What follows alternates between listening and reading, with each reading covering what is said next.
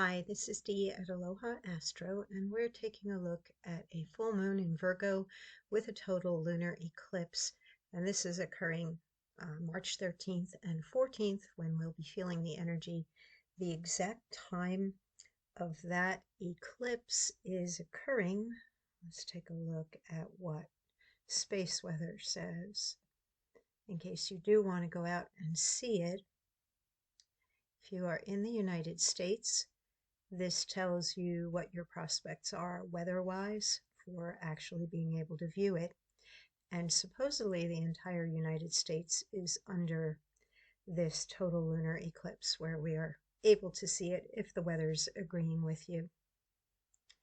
And the time that it's occurring is listed here. Eastern time, it begins at 1:09 a.m. The exact full moon, I believe, is at 2:56 a.m. in Eastern time.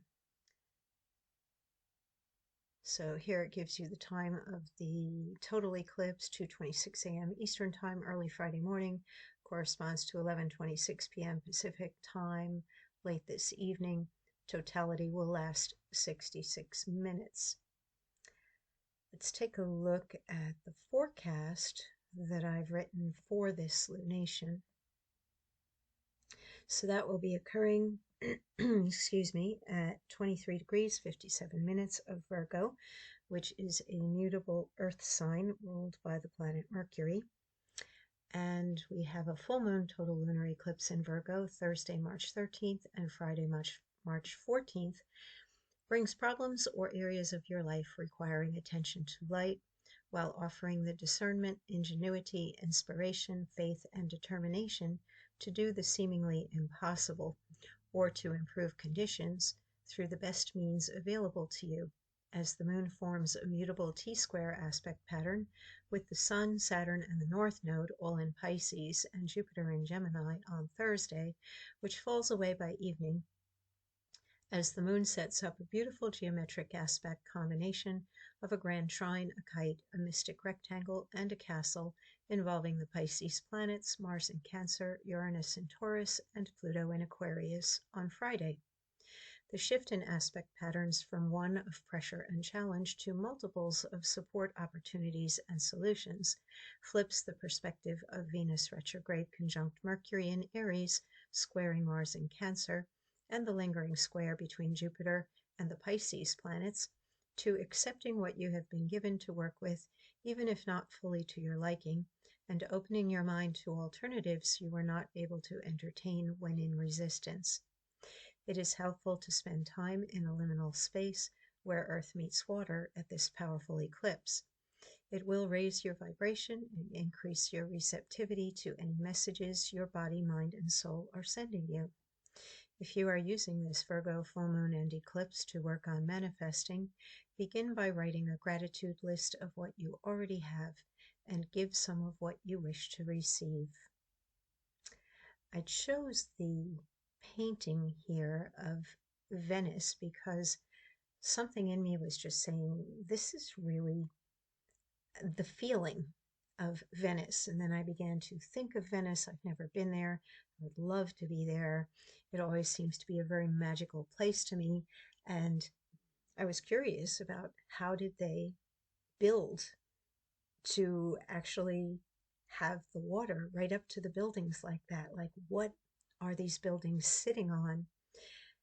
And I learned a lot actually about how they did that.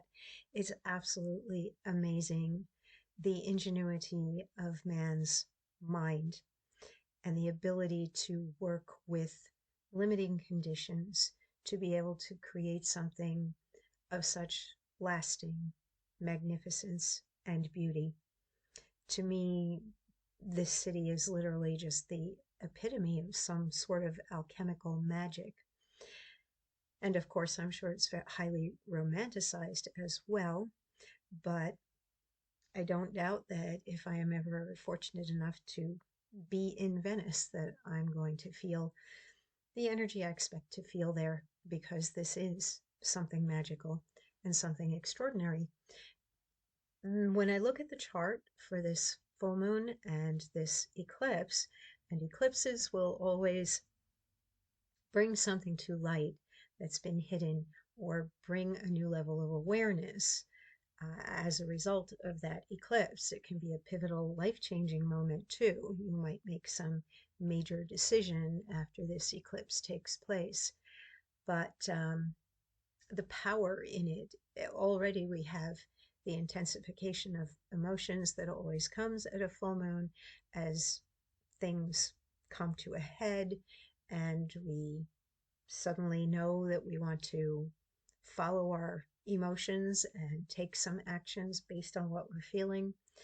Virgo is a sign that rules the sixth house in the zodiac chart, which is a house of health, exercise, diet, nutrition, as well as dharma and service to others, the daily job, the simple tasks of living that basically keep us here in our body and keep us living, keep us eating, the mundane things in life, but it is also a problem solving sign. And I look at Virgo as being the most ways and means committee of all the mutable signs.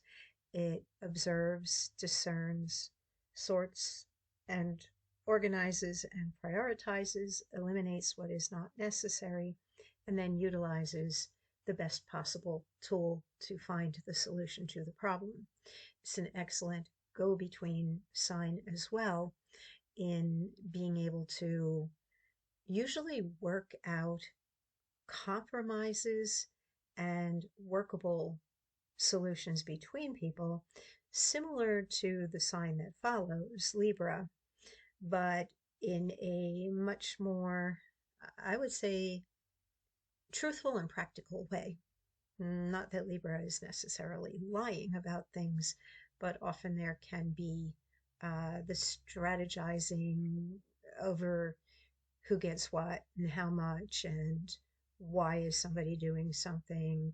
There can be more of the strategy and manipulation that goes into cooperation or looking for the win-win. And Virgo is more concerned with being direct, saying what's going on, talking it out, getting it done. Necessity. It's often a very inventive sign as well, coming up with the particular thing that will solve a problem or suit a need. And then we have in that sign of basically doingness and busyness that Virgo represents, very caretaking energy, we have the opposite side of the spectrum with Pisces, which is more about the beingness and the spiritual perspective and the dreams and inspirations, but not the actual perspiration. Pisces rules the 12th house, which is a house of rest, retreat, seclusion, and other planes of existence, the subconscious, the collective consciousness of society. It can be where we have our highest ideals we reach for, as well as where we may be escaping or deluding ourselves. Both these signs can be associated with healing, and very often the need to attend to a disease, which can be the physical side with Virgo, is because there was something that was out of ease or created the disease on that subconscious or spiritual level. And when we have that full moon with the moon and sun opposing each other, finding the balance between the two signs is part of the work. On the day leading up to this exact full moon, which is occurring at 2:56 a.m. on Friday the 14th, we actually had the moon at a slightly less degree of Virgo, and it was in a T-square here with Jupiter, and we didn't have this full construct yet of that grand trine, the kite, and the mystic rectangle going on. Mystic rectangle is a little bit wonky, but overall it's there. We've got that castle as well. And I feel like the key planet here, two of them actually, that are assisting that moon and sun to strike a balance of coming to an awareness, figuring out what is possible and making it probable, is Pluto, which is well aspected and supporting both the moon and the sun, and Uranus, which is also well aspected and is supporting the moon and the sun. And we've got the additional energy with the planet Uranus, the planet of change, interacting with Mars, which is a planet of action and physicality. And Pluto, that's also connected there with Uranus, connected with the Sun, conjunct Saturn, the North Node, Neptune. Something in here is about lessons, and whether we've learned them or not, there may be some waking up and shifting of perspective. Hopefully, it's not because of too much pain, but there may be some pain involved, and whether it's about not having the things you want or being afraid that you're going to lose something that you already have. There can be insecurity right now with Mars in Cancer squaring the Aries planets of Mercury and Venus retrograde and Chiron. So that creates some tension or some fear or worry, possibly even looking at others and being critical or judgmental or envious actually over who has what and why. Then we've got a freestanding square with Jupiter and the Pisces energy here. And this can bring some false starts or some distractions or confusion or having to decide between one opportunity and another and realizing that you cannot scatter your time too much, that if you want to get anywhere with anything, you're going to have to maybe let something go in order to grab something else, that you just can't go and have it all. There may be a letting go of something in order to have future gain.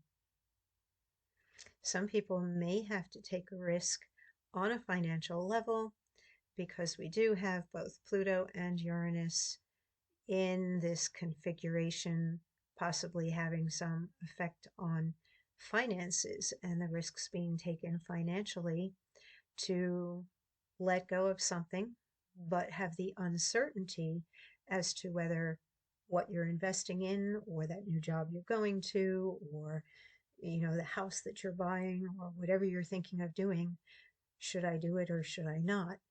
Will I be losing money or will I gain? The political climate is uncertain through most of the world, but particularly in the United States.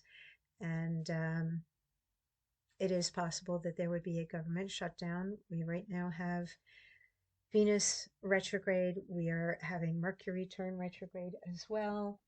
Let's get the days exactly here because that comes very quickly the day after.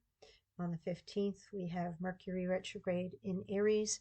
It goes back into Pisces on the 30th of March. It comes out of retrograde at 26 degrees of Pisces on the 7th, the 6th, the 7th of April. Venus is going to re-enter Pisces while it's in retrograde on the 27th of March, and it's going to come out of its retrograde at 24 degrees of Pisces on the 12th of April, and it will re-enter Aries on the 1st of May. So while we were getting some get up and go energy from these planets making their annual ingress into Aries, their retrograding is going to pull them back into that Pisces energy. And I do think that any illusions will maybe fall away, and perhaps people will be even more angered by what's going on in the world and possibly more willing to be active against what's going on once we get back to Mercury and Venus re-entering Aries. Then in May, we're going to have a big switch over where Saturn and Neptune join each other in Aries. The first planet to enter Aries will be Neptune, and it will be happening in March on the 30th. So the 30th of this month, we have Neptune leaving Pisces and entering Aries. And whenever a planet is at that final degree at 29 degrees, there can be an increased feeling of urgency about things. Intensity, urgency, like we are running out of time in some way.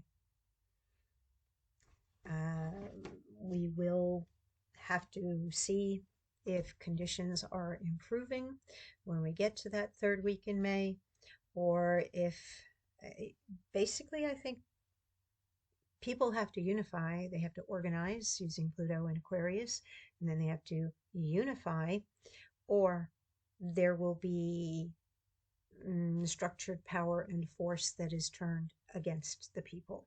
So there is a potential for things like martial law to be put in place in the near future. And perhaps that is all part of a bigger plan, so that there is a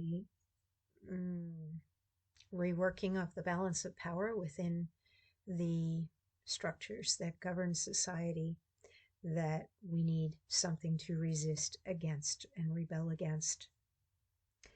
But I would rather be looking at romantic relationships through astrology, or helping people find their life purpose and fulfill the patterns within their chart in the best possible way that gives them a happy life, than looking at what's going on at the political level. And I don't particularly like to be getting pulled into it, but I also think that we're in a juncture in time where it's going to be harder and harder for people to avoid that, because of Pluto in Aquarius, basically putting it upon the people to either choose disempowerment or empowerment, and that there is no more reliance or trust with the patriarchy and the establishment that Capricorn represented. We got a little bit of a taste of Pluto entering Aquarius over the past year. Now it will not retrograde back into Capricorn. It is going to be moving through Aquarius for the next 19 years. These are a bit like growing pains. This is the beginning, quickening of that Pluto intensity, bringing us a new pattern.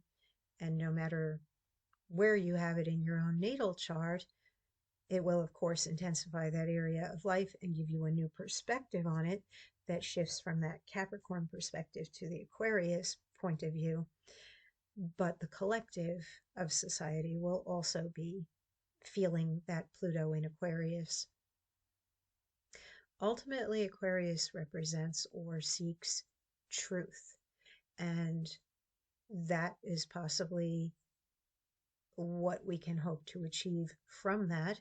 It also does represent the people. So power to the people. It just will take us a while to really get with that program, because it is such a slow-moving planet. Mars, I'm looking forward for Mars to come out of Cancer. If it feels like Mars has been hanging around forever in that sign, well, you're kind of right. We went through a long Mars in Cancer going retrograde time period this winter, and now we will be seeing it make a shift in the month of April. On the 18th, it will enter Leo. So it is winding down in March. It's getting its last licks in the sign of Cancer. It doesn't do its best when it's in that sign, because it's a fiery planet in a water sign, and I'm looking forward to the courage and creativity of fiery Leo when Mars enters Leo.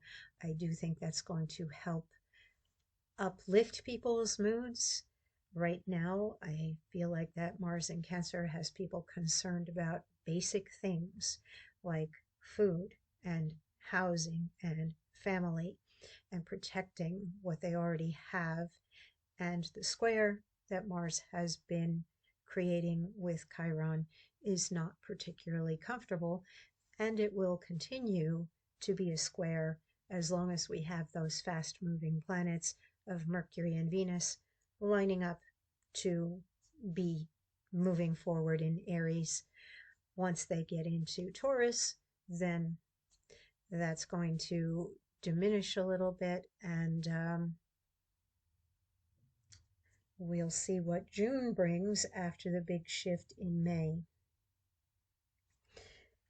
So let's not jump too far ahead and focus right now, as I mentioned in the forecast, to go to a liminal space, a place where you feel like you are somehow out of the normal space and time, to help you tune into whatever you are feeling in your body, mind, or soul, because the mainstream around you has a lot of distraction at the moment. And going to a place where you're at greater peace, or where it's very quiet still and there's nature, and you can maybe take in that eclipse tonight if you're up that late or early in the morning, and if you have a clear sky to view it. Basically bathe in that energy and enjoy nature around you, and maybe you will receive some guidance internally during this full moon and eclipse. The Sabian symbol, interesting, Mary and her little lamb. The need to keep a vibrant and pure simplicity at the core of one's being as one meets the many tests of existence. Coming after the preceding symbols, this one tells us that though great, spectacular, and resolute efforts are needed in order to achieve one's higher goals of destiny, still the essential quality as one journeys on the path is a pure, spontaneous, fresh, and nonviolent approach to all encounters. This, of course, is Jesus' entreaty to his disciples that they should be like little children. Without such a deep, heartfelt simplicity, the seeker after spiritual experiences or initiation is bound to find himself glamorized by his own successes and to see his ego feeding on the drama of struggle and victory. This is the fourth stage of the 35th fivefold sequence, and it presents us with a subtle hint of technique. Beyond individual prowess and social eminence, the individual whose innocence is fixed upon spiritual realization should genuinely radiate innocence. What I feel like, I was thinking about the entire song or poem about Mary and the little lamb, and the word that came to mind for me was devotion, and just that pure, simple love. That little lamb followed her everywhere and refused to leave. Perhaps there is something essentially within us that is just, that pure light or beingness, with the doingness of the Virgo energy, making us more aware of it through that opposition of the moon to the sun. What is the most necessary thing? And that would probably be the devotion and the persistent belief in something. And certainly purity from the perspective of manifesting. You must have the single thought or vision, and there can be no other possibilities to distract you from that, which would indeed be simplicity. And that is something here that's mentioned. It also mentions that being glamorized by your own success, the ego feeding on the struggle and the victory. I suppose from the perspective of what we have, particularly today, where the T-square is present, I always see a question mark when I look at a T-square between mutable signs, it always seems like to me like a child saying, why? But why? Why? And indeed, we have the growth and expansion of Jupiter, the form, the structure, the sitting still energy of Saturn, and then the moon in Virgo, which discerns and examines and looks at all the variables. Um, the whole questioning of what is the important thing here, what is necessary, and why are you wanting to do something? Is it for the attention? Is it for a status that Saturn, which is, of course, success oriented or status concerned? Or is it simply because it's about doing the right thing, which would be the Virgo energy? You do it because you should, because it's the right thing, because Virgo is about that energy of service and devotion. Okay, I think that's it. As always, be safe. It is a full moon, and although Mercury is not retrograde quite yet, we're there in the shadow, and it is about to be, and it is squaring Mars, which does indicate that people may be impulsive on the road or very reactionary with the Aries and Cancer energy. So keep your cool when you're out traveling around and in your communication with others, because people do tend to be more emotional at the time of full moons. Take care, and I'll see you in 2 weeks.